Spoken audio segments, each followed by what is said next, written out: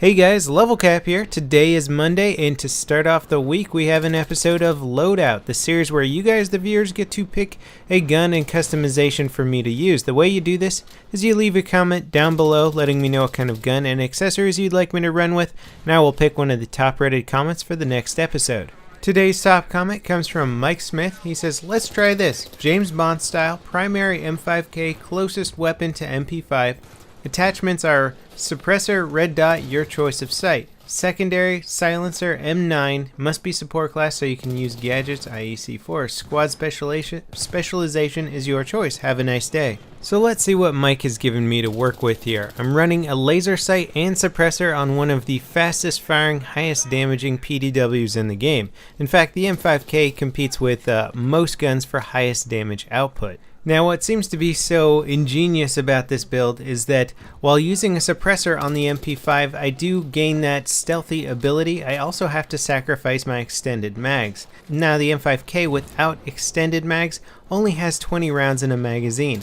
For a gun that's firing 900 rounds per minute with a 20-round magazine, you barely have any time to fire the weapon, so you have about enough time to drop one opponent. And this is ingenious because it actually makes me have to play sort of like a covert ops spy. I have to get into a room, kill one person, get out as fast as possible to reload. I can't engage multiple enemies, so I have to pick my battles and choose my targets accordingly. I don't have a massive amount of dropping power. As you can see there, I was just barely able to finish off a second guy with my magazine.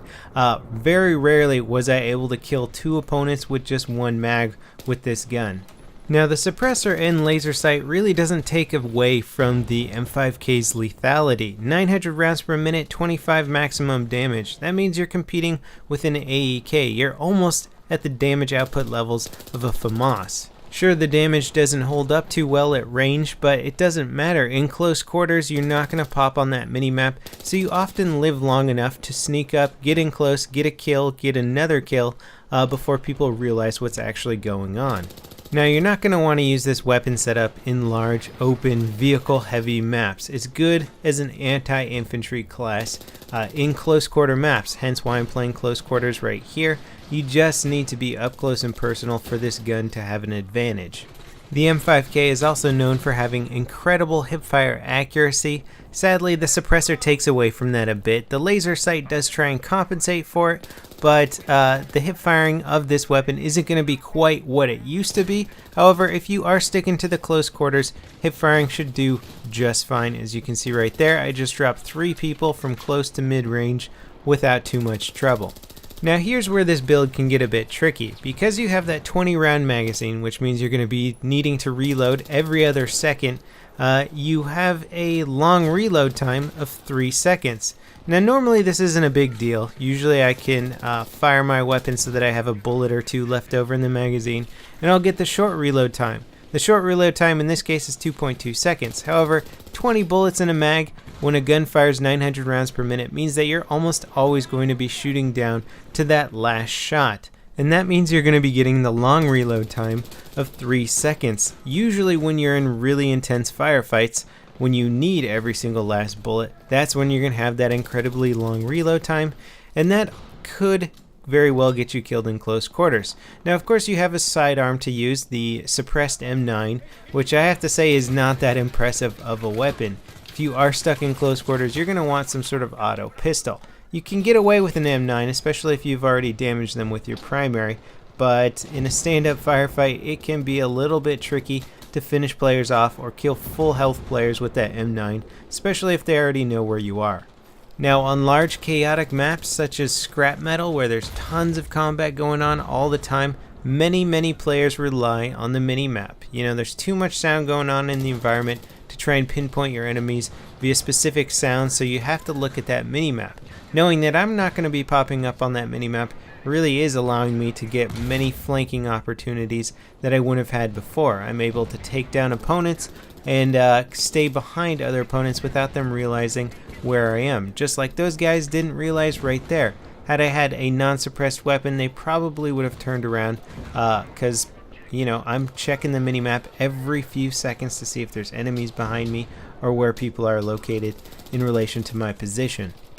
Now let's talk about the damage drop off on the M5K when you're using a suppressor. It's extreme. Your 4-hit kill range ends at 6 meters away. That's like right in front of you pretty much. So after 6 meters, it's going to be a 5-hit kill. After about 20 meters, it's going to be a 6-hit kill. So you really don't want to rely on long-range targets too much. And if you are going for them, absolutely make sure to aim down sights. You cannot rely on hipfire for anything beyond the extreme close quarters. The aiming down sight accuracy really isn't particularly impressive either, and the bullet velocity slows to a crawl at those longer ranges, dropping to 300 meters per second. So you basically just want to ignore targets at long range, hide, try and get in closer, don't even engage unless it's just to sort of thwart them, maybe suppress them a little bit, try and distract them, or put down covering fire for your teammates. Now, I'll admit I wasn't particularly looking forward to using this loadout just because the 20-round magazine M5K is something that I wasn't looking forward to. I mean, just having the ability to kill one person at a time is really not my playstyle. I like to have a bit more firepower so you can anticipate for the second guy around that corner coming to rush your position. So it was a bit tricky to get into, but once I started playing predominantly on the close quarter maps, that's where the gun began to shine a bit, because I was able to get behind cover after every single kill, and I usually had enough time to get the gun reloaded before the next guy ran around the corner. Not every time, of course, but I was able to sort of run, and if I knew that there was a second guy back there, sometimes I could finish them off with the M9. But for the most part, I just really had to do this kind of run and gun playstyle, or run and hide playstyle rather, just to stay alive. But again, the killing power of this M5K in close quarters is something that a lot of my opponents were underestimating, and the suppressor seems to sort of muzzle the power of a gun. Sometimes you can hear a gun like a machine gun or an AK-74. They sound really loud, really powerful, and you know to go in a little bit more cautiously when you hear those loud guns. When there's a suppressed M5K, you know, that thing just doesn't make any sort of intimidating sound, so you got a lot of guys rushing your position, and that is a huge mistake because this gun is absolutely devastating in that point-blank engagement range. So can the suppressed version of the M5K outplay the extended mags version of the M5K? Probably not in most situations. However, it was a nice change of pace to have such a powerful weapon that didn't show me on the minimap. If you have a playstyle that reflects somebody who likes to get one kill, go back for cover, reload, take another kill, then this setup could work really well for you. So that pretty much wraps it up for this episode of Loadout. I hope you guys enjoyed the episode. Don't forget to leave your comments for the next episode, letting me know what kind of gun and accessories you'd like me to run with, and upvote other people's comments that you would like to see. Don't forget to check out my Twitch channel. It's linked in the video description. I'm going to be unlocking a lot of the new gun camos live on Twitch. As always, I hope you enjoyed it, and I'll see you next time. This is LevelCap, signing off.